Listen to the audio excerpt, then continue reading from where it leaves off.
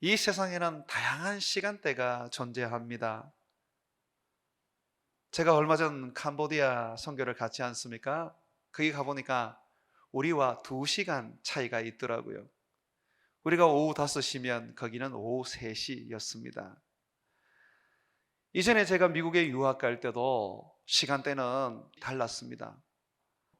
지금 한국 주일 12시라면 그곳은 토요일 밤 10시입니다.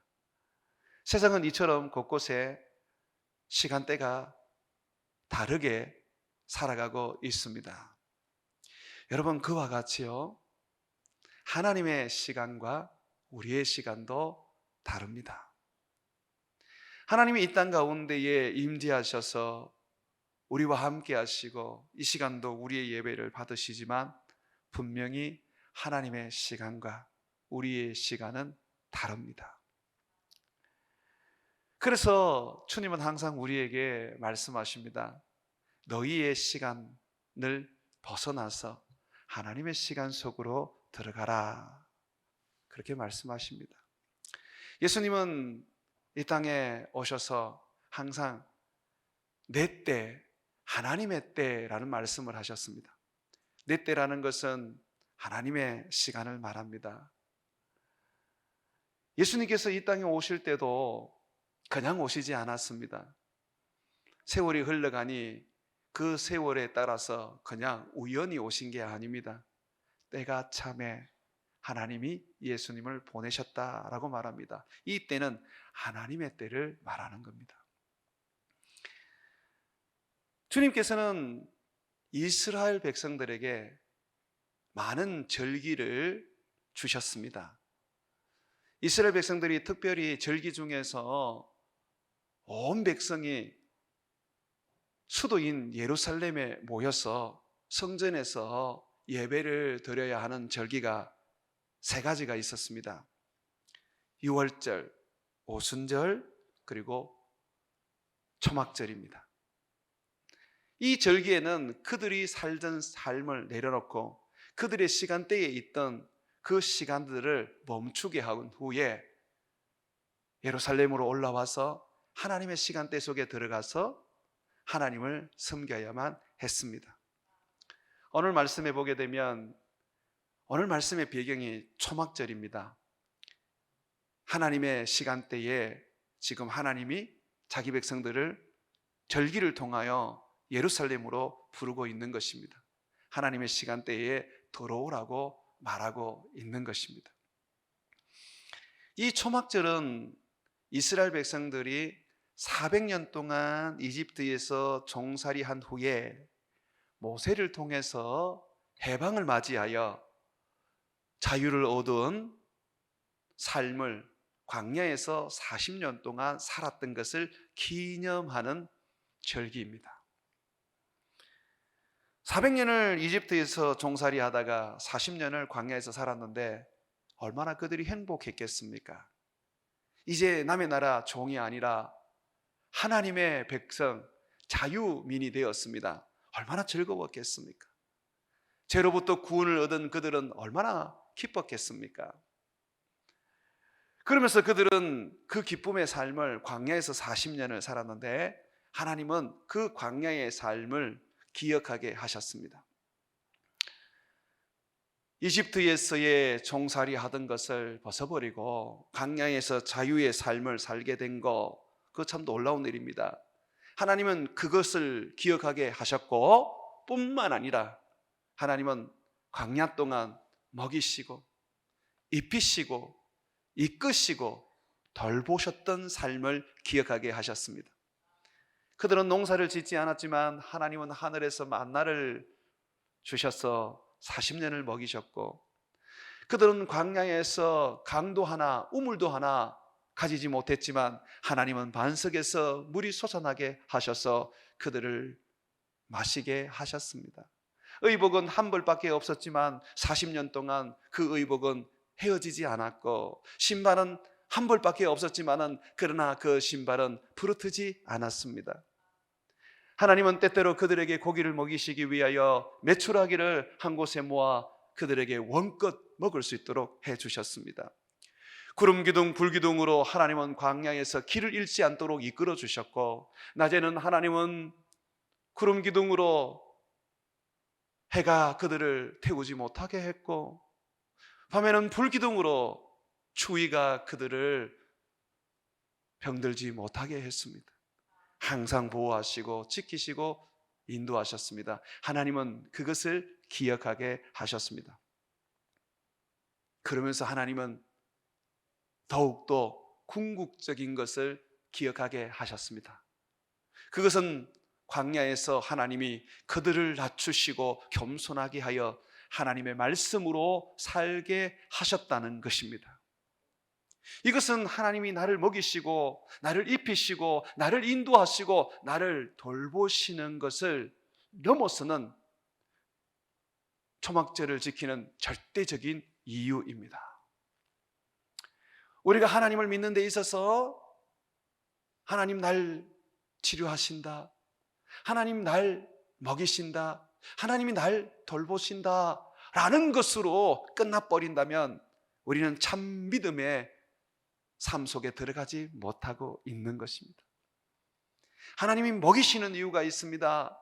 하나님이 입히시는 이유가 있습니다. 하나님이 돌보시고 지키시고 치유하시는 이유가 있습니다.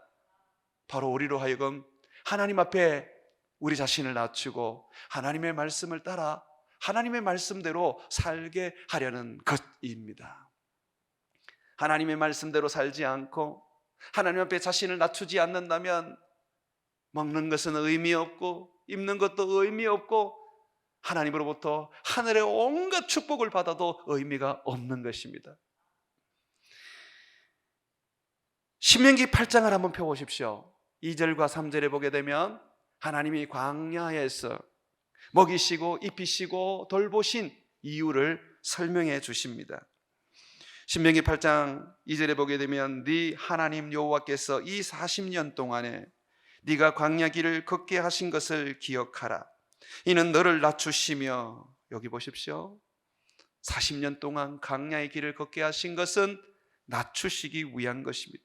교만한 우리를 꺾기 위한 거였습니다. 하나님 앞에 굴복하여 예배하는 자가 되게 하기 위한 거였습니다.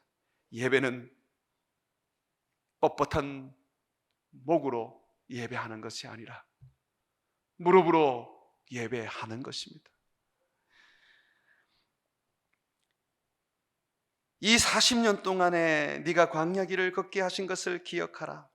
너를 낮추시며 너를 시험하여 네 마음이 어떠한지 그 명령을 지키는지 지키지 않는지 알려 하심이라. 낮추시고 겸손하게 하여 하나님의 말씀을 지키는지 안 지키는지 그것을 하나님이 보시기 위하여 광야 40년을 주셨다고 말하고 있습니다. 3절을 보십시오. 너는 낮추시며 너를 낮추시며 너를 줄이게 하시며 또 너로 알지 못하며 내 조상들도 알지 못하던 만나를 너에게 먹게 하신 것은 사람이 떡으로만 사는 것이 아니요 하나님의 입에서 나오는 모든 말씀으로 사는 줄을 네가 알게 하려 하심이니라. 먹이시고 입히시고 돌보시던 것이 광야의 궁극적인 목적이 아니었습니다. 광야의 인생의 궁극적인 목적, 초막절을 지켜야 하는 궁극적인 목적은 바로 우리 자신을 낮추고 하나님의 말씀에 굴복하고 그 말씀대로 살아가는 삶을 다시 생각하고 그것을 다시 내 삶에 실천하기 위한 거였습니다.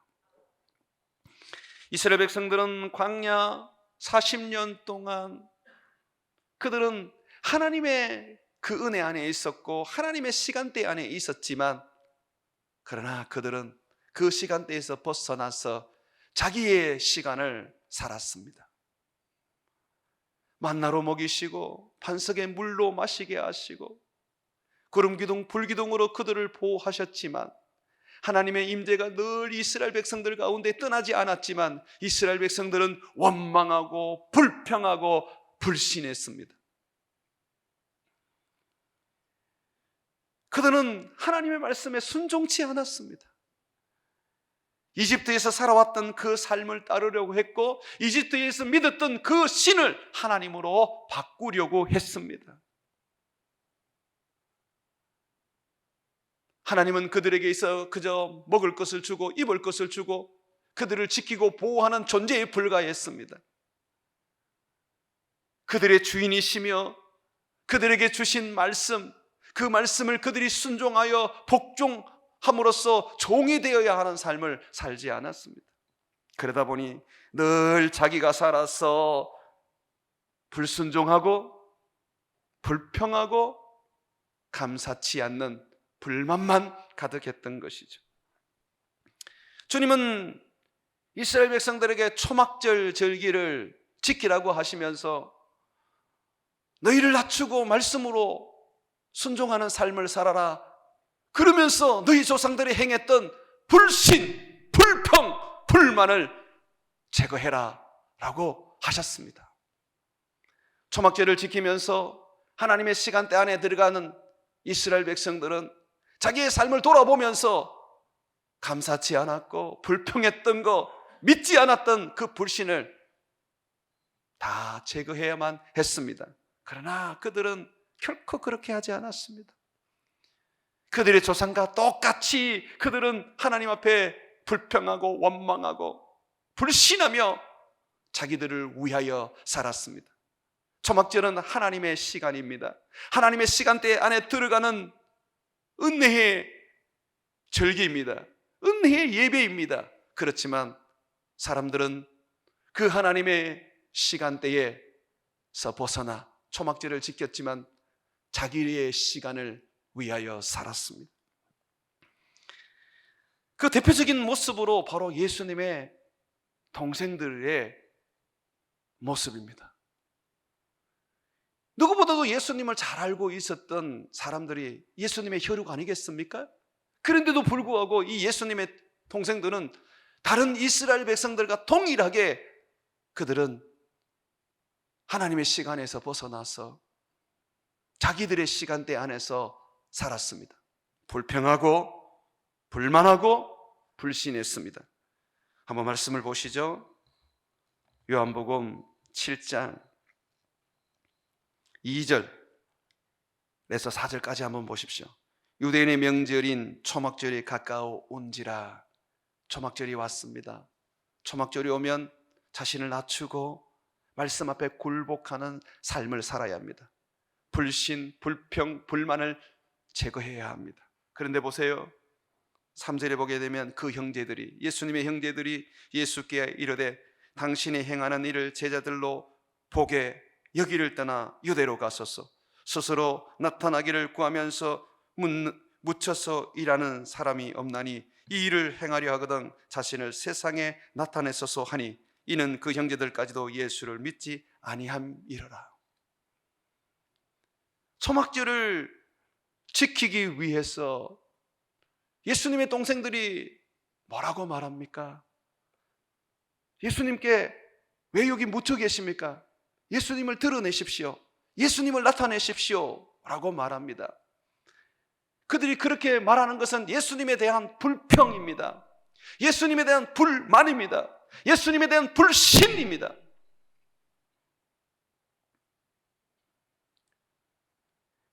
이것은 예수님 동생들뿐만 아니라 온 유대인들이 그러했습니다. 하나님의 아들이신 예수님이 이 땅에 오셨음에도 불구하고 그 예수님을 영접하고 그 예수님으로 인하여 믿음을 가지고 그 예수님으로 인하여 기쁨을 가지고 그 예수님으로 인하여 하나님께 감사하지 못했습니다. 그들의 조상과 달라진 게 하나도 없었어요. 도리어 그들은 예수님을 향하여서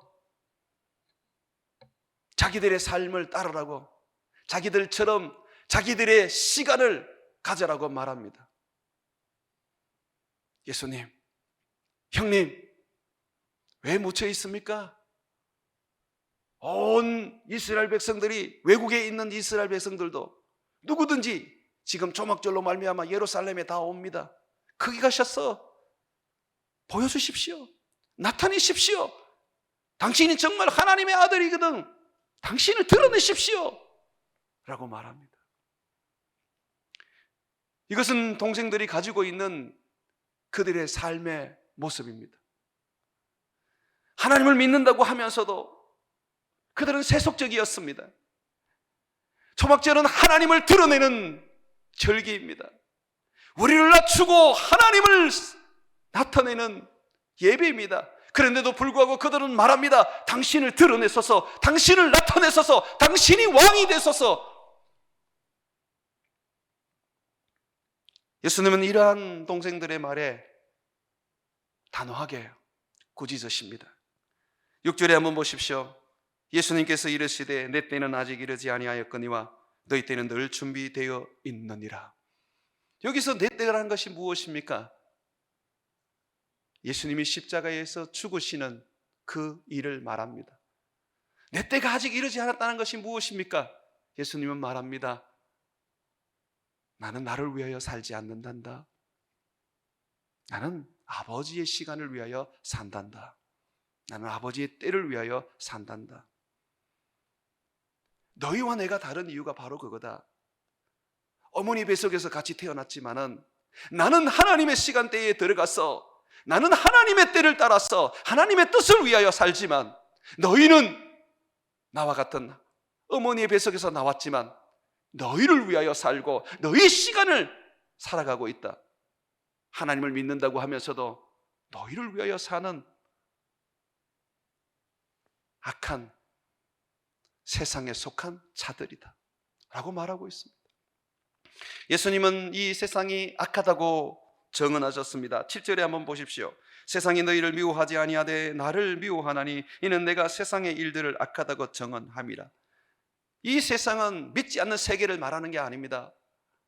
유대인의 세계를 말하는 것입니다. 예수님은 이 땅에 오셔서 여호와 하나님을 믿는 유대인들에게 끊임없이 말씀하신 겁니다. 너희는 하나님을 믿지만 너희를 위하여 살지 않니? 너희는 하나님을 믿지만 하나님의 시간 속에 들어가지 않고 너희의 시간을 쓰고 있지 않니? 그러므로 너희는 악하다. 하나님을 믿고 율법을 지키며 정말 하나님을 위해서 산다고 여기고 있는 사람들에게 하나님이 말씀하고 있습니다. 예수님이 말씀하고 있습니다. 너희는 악하다. 어쩌면 우리에게 하시는 말씀이 아닐까요? 네가 이 교회에 앉아있지만 너희는 너를 위하여 살기 때문에 악하다. 너희가 신앙생활을 하고 너희가 믿음생활을 하지만 그러나 그것은 너희의 만족을 위한 것이고 너희 기쁨을 위한 것이 아니냐. 그러므로 너희는 악하다. 주님은 선하십니다. 한 번도 자기를 위하여 산 적이 없습니다. 자기를 위하여 그는 만족을 가진 적이 없습니다.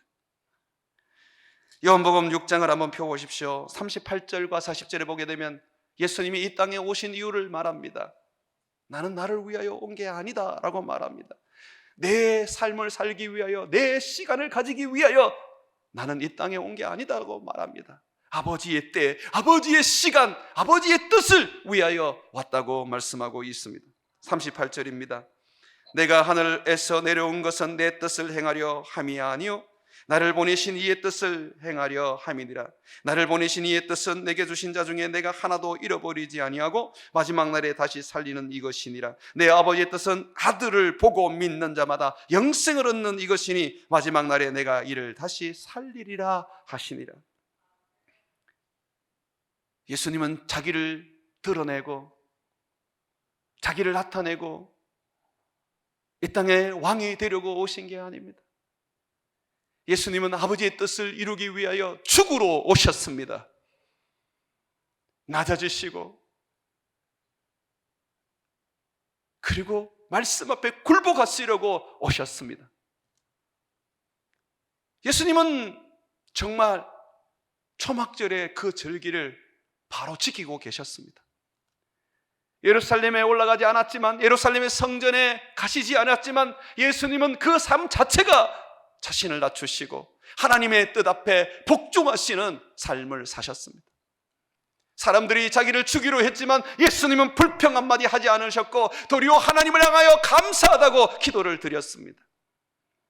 십자가에 못 박혀 죽는 그 순간에도 예수님은 주님, 내 원대로 마옵시고 아버지 원대로 되기를 원합니다라고 기도를 드렸던 분입니다. 도대체 예수님에게서 어떻게 우리가 불신을 볼 수 있으며 불평을 볼 수 있으며 불만을 볼 수 있단 말입니까?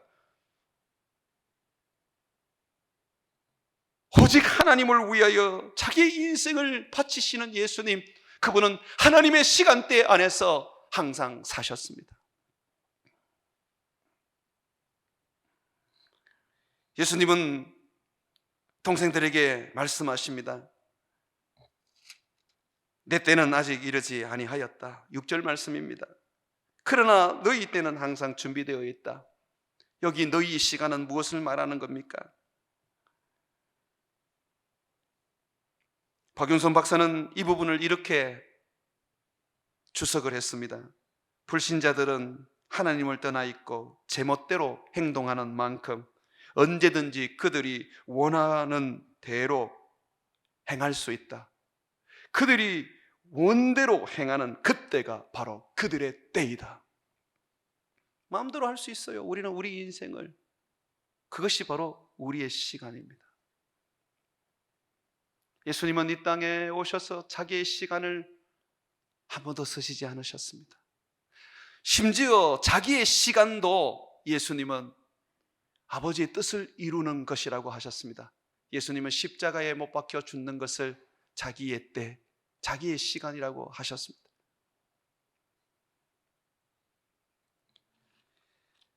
예수님은 우리에게 오늘 이 동생들에게 하신 말씀을 통하여 말씀하고 계십니다. 얘들아, 너희는 너희의 때를 위하여 살지 마라. 너희 시간 속에 들어가서 살지 마라. 나와 함께 우리의 시간을 벗어버리고 아버지의 시간으로 들어가자구나. 아버지의 때를 따라서 살자구나.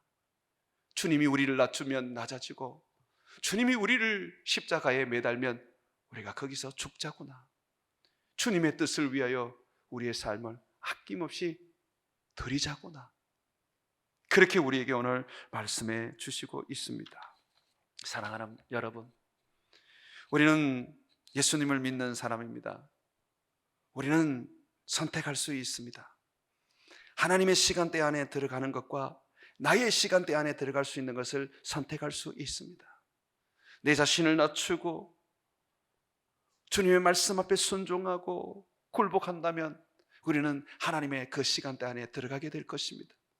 그러나 우리는 우리 자신을 드러내기 위해서, 우리 자신을 자랑하기 위하여 결국은 내 뜻과 내 만족을 위하여 살아가게 되면 하나님의 시간대 안에 들어가지 못하고 결국 우리의 시간대 안에 살아가게 됩니다.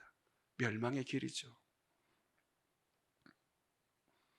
하나님의 시간대 안에 들어가지 못하게 하는 가장 큰 그림들이 뭔지 아십니까? 하나님의 그 시간대 안에 들어가지 못하게 하는 그 무서운 벽이 뭔지 아십니까? 바로 자기입니다. 자기 만족, 자기 행복, 자기 기쁨, 자기 경험, 자기 능력, 자기 지식. 그러다 보니까 항상 그냥 자기를 드러내고 싶어요. 요만큼만 뭘 해도 누가 알아주기를 원해요.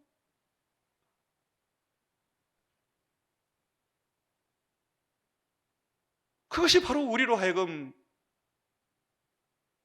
하나님의 시간대 안에 들어가지 못하게 합니다. 주님은 오른손이 하는 일을 왼손이 모르게 하라 그랬습니다. 왜 그렇게 말씀하셨습니까? 하나님의 시간대 안에 들어가서 하나님 안에서 살게 하시기 위한 겁니다. 오른손이 한 것을 왼손이 모르게 하라는 건요, 하나님이 하셨다는 것을 드러내라는 것입니다. 내가 아닙니다. 그리스도이십니다. 그러므로 우리는 하나님의 시간대 안에 들어가기 위해서 예수님처럼 우리 자신을 낮추고 우리에게 주신 주님의 그 말씀과 명령에 굴복하고 순종해야만 하는 것입니다. 제가 이번에 캄보디아를 가는 비행기 안에서 좀 은혜를 받았습니다. 5시간의 비행기를 타고 가는 게 참 곤욕스럽더라고요. 그래서 저는 그 자리에서 기도를 하기로 마음을 먹었습니다. 기도하다 보면 금방 시간이 지나가니까 저는 눈을 감고 제가 앉은 그 좌석에서 주님께 기도를 드렸습니다. 여러분, 제가 기도하는 그 순간에 하나님은 나를 하나님의 시간대 속으로 집어넣어 주셨습니다. 우리의 예배, 우리의 기도, 우리 주님을 찾는 그 시간은 하나님의 시간대 속에 들어가는 은혜의 축복입니다. 제가 그 기도의 자리에 섰을 때, 하나님의 그 은혜의 그 시간 안에 들어갔을 때 하나님은 저에게 말씀을 주셨습니다. 제가 캄보디아 가기 전에 어떤 분으로부터 캄보디아에 교회를 좀 지어달라고 헌금을 하겠다고 그렇게 말씀하신 분이 있어서 제가 그 교회를 지어야겠다 하는 생각을 했었습니다. 그래서 캄보디아 가기 전에 송구식 목사님한테 전화를 해서, 목사님, 거기에 땅 하나 사서 예배당 지읍시다.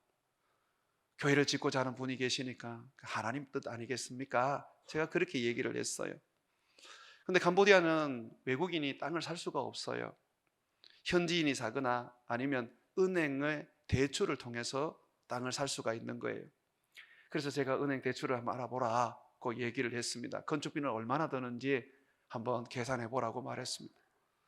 저는 캄보디아에 교회를 짓겠다는 마음, 건축하겠다는 마음을 완전히 가지고 비행기에 올랐습니다. 제가 비행기에서 기도를 하는데 내 속에 그런 질문을 하나님이 던지시는 거예요. 혀가, 과연 캄보디아에 교회를 지으면 그 땅이 하나님 땅 되겠니? 그곳에 예배당을 지으면 사람들이 몰려와서 예수님을 믿겠니? 그 음성은 제게 굉장히 충격적이었습니다. 저는 왜냐하면 건축을 하는 것이 하나님의 뜻이라고 생각했습니다. 내가 원하지도 않았고 누군가 헌금을 하겠다고 했기 때문에 나는 그것이 하나님께서 예비하신 하나님의 길이라고 생각을 했습니다. 그러나 내 기도 속에 하나님이 던지는 음성은 저로 하여금 굉장히 혼돈스럽게 만들고 그리고 당황스럽게 만들었습니다. 그러면서 내게 그런 말씀을 또 던져주셨습니다. 캄보디아에 필요한 것은 제자란다. 내가 그렇게 오랫동안 너에게 가르쳤는데도 너는 또 잊었구나. 거기에 건물이 아니라 사람이란다. 사람을 세워야 된다. 저는 그 음성을 듣고 무척 부끄러웠습니다. 그러면서 한편으로 염려가 됐습니다. 왜냐하면 제가 선교사님한테 교회를 짓자고 했기 때문에 선교사님한테 가서 그것을 번복을 한다는 것이 저로도 부끄러운 일이었기 때문입니다. 캄보디아에 내려서 선교사님을 만났습니다. 함께 버스를 타고 가는 속에서 선교사님이 먼저 이런 얘기를 해 주셨습니다. 목사님, 은행에서 대출을 알아보니까 이자가 너무 많아요. 목사님, 저는 성도님들의 헌금을 은행에 이자로 갖다 바치고 싶지 않습니다. 목사님, 그리고 제가 아무리 생각해봐도 목사님 교회를 짓자고 할 때도 저도 기뻤는데 제가 기도하면서 아무리 생각해봐도 지금은 그때가 아닌 것 같아요. 목사님, 지금 필요한 것은 사람을 세워야 될 것 같아요. 제자를 만들어야 될 것 같아요. 목사님, 건축은 뒤로 유보하고 제자를 만드는 게 어떻겠습니까? 저는 선교사님의 말을 듣고 깜짝 놀랐습니다. 나에게 말씀하시던 하나님이 선교사님에게도 동일하게 말씀을 해 주신 겁니다. 우리가 하나님의 시간대 안에 들어갔을 때에 하나님은 동일한 마음을 가지게 하시고 동일한 비전을 가지게 하셨습니다. 왜냐하면 하나님의 뜻은 하나였기 때문이죠. 그래서 건축을 하겠다는 그분에게 말씀드려서 그 건축을 하겠다는 걸 가지고 캄보디아에 사람을 키우는 것으로 다 쓰기로 했습니다. 여러분, 내가 하나님의 시간대 안에 들어가는 그 비결이 무엇일까요? 내 생각을 버리고, 내 결정을 버리고, 내 판단을 버리고 하나님이 주시는 말씀, 우리에게 동일하게 주시는 하나님의 그 말씀을 우리가 받고 순종하는 거 아니겠습니까? 예수님은 이 땅에 오셔서 하나님의 시간대 안에 사는 삶을 보여주셨습니다.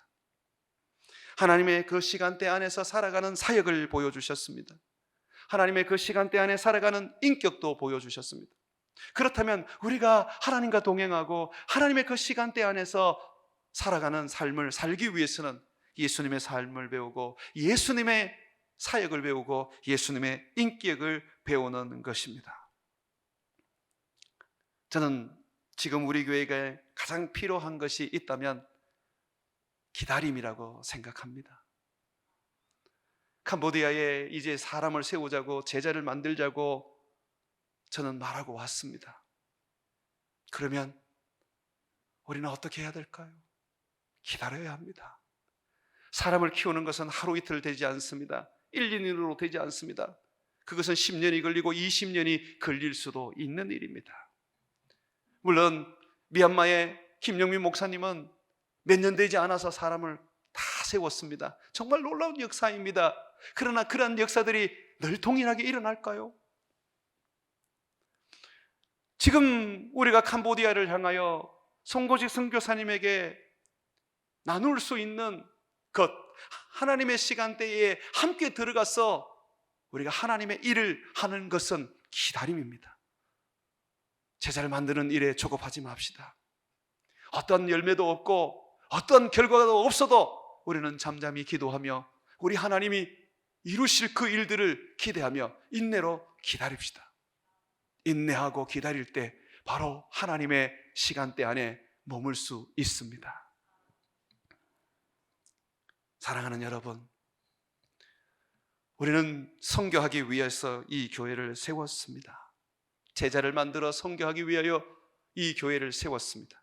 그렇다면 우리가 다른 일에도 열심을 내고 헌신해야지만 그러나 가장 마음을 쏟아야 할 것은 바로 사람을 키워 그들로 하여금 이 나라와 또 세상 열방의 선교사로 세우는 것입니다.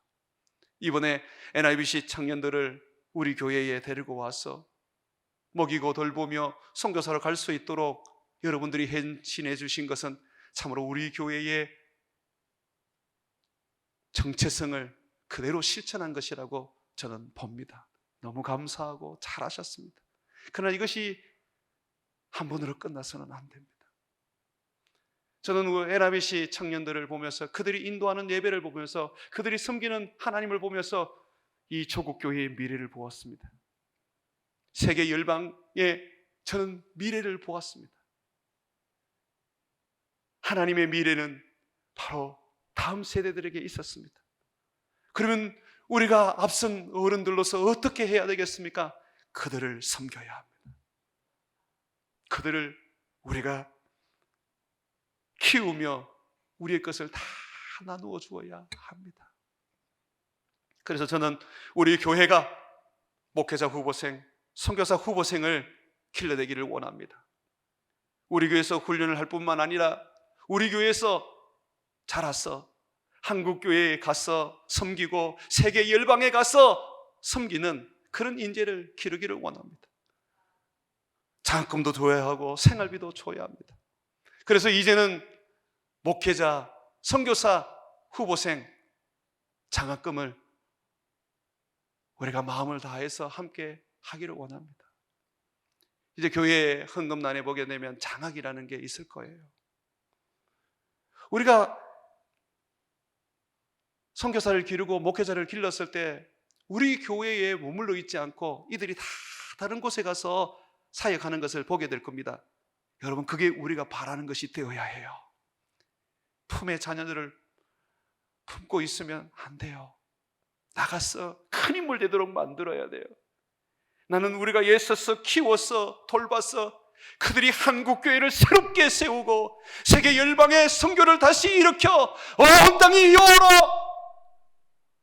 인하여 충만하기를 원합니다. 우리가 이 비전을 가지고 주님의 시간 안에 들어갑시다. 다음 세대를 기르고 다음 세대를 위하여 헌신해서 하나님의 미랄이 되기를 원합니다. 우리의 자녀 세대들이, 다음 세대들이 한국교회를 세우고 세계 열방의 선교지를 세우기 위하여 우리 교회가 죽어야 한다면 우리도 그 죽음을 기꺼이 받아들이는 삶을 살기를 원합니다. 사랑하는 여러분, 우리가 잘되고 우리가 번성하는 것이 아니라 하나님의 나라가 번성하고 하나님의 뜻이 잘 되는 그런 인생, 하나님의 시간대에 들어가서 그렇게 섬기는 인생, 저와 여러분 함께 꿈꾸기를 주의 이름으로 축원을 드립니다.